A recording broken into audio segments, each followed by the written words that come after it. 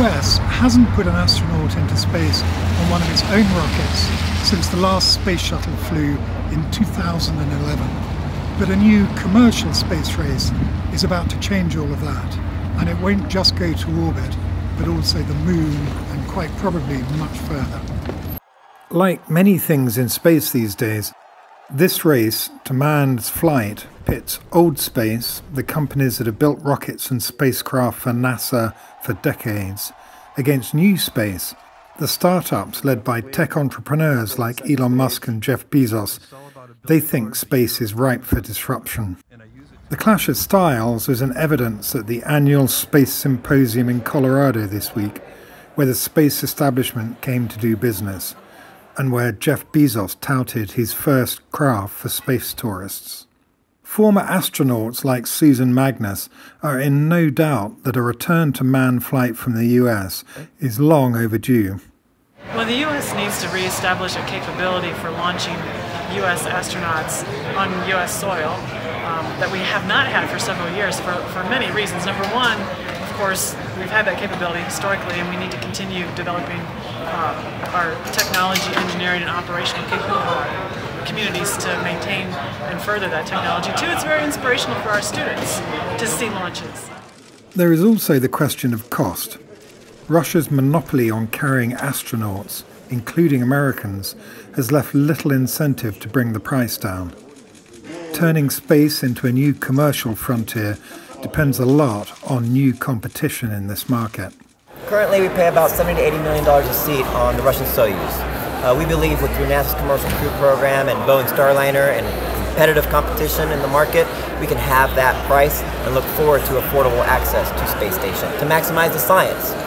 Boeing's Starliner is due to be one of the new spacecraft on the launch pad in 2018.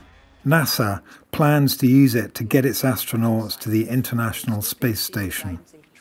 It will also have a spare seat for tourists.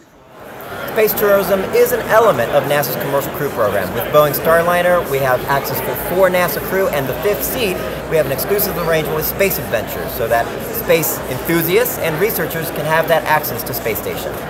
Elon Musk and Jeff Bezos have their own designs on ferrying humans into space.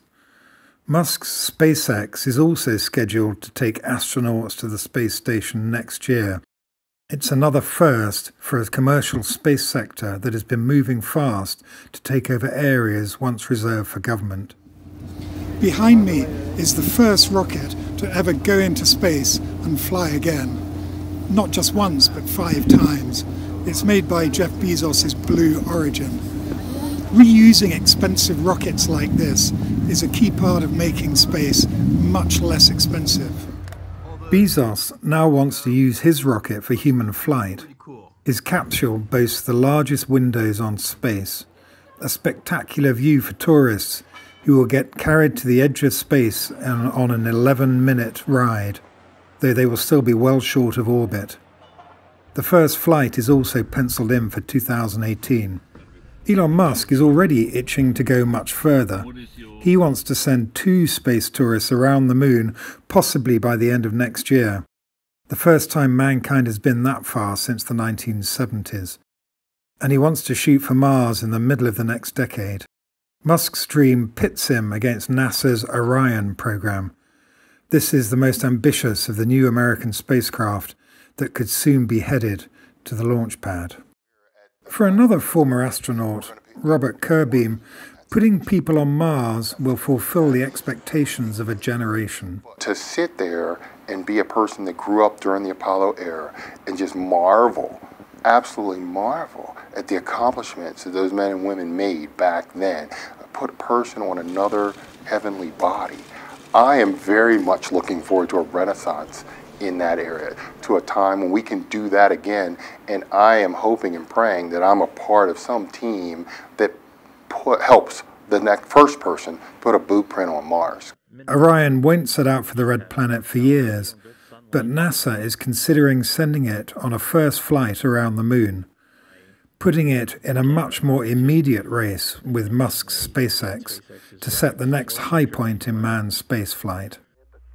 The 50th anniversary of Neil Armstrong's first step on the lunar surface is nearly here.